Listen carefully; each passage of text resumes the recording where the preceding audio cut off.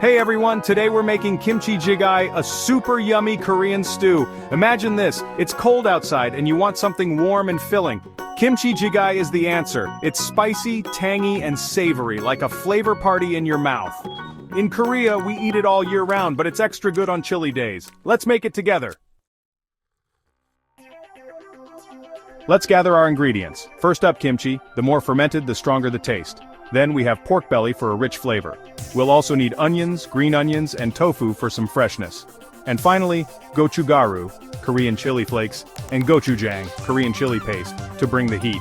These ingredients together make kimchi jjigae super delicious.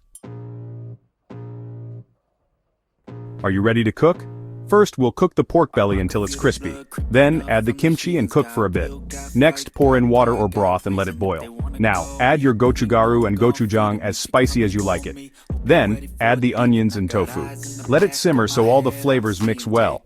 Lastly, add the green onions and cook a bit more. And there you have it, your own amazing kimchi jjigae. Serve it with rice and some side dishes for a yummy Korean meal. Want to make your kimchi jjigae even better? Try these tips. Use anchovy broth instead of water for a richer taste. Add a bit of doenjang, which is Korean soybean paste, for a deeper flavor. If you like it extra spicy, add some chopped cheongyang peppers. Feel free to add other things you like too. Mushrooms, potatoes, or even ramen noodles are yummy additions.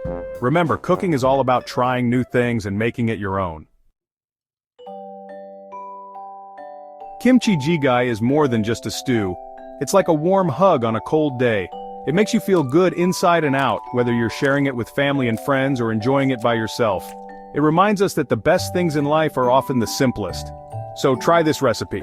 Once you taste kimchi jjigae, it will become a favorite in your home too. Happy cooking!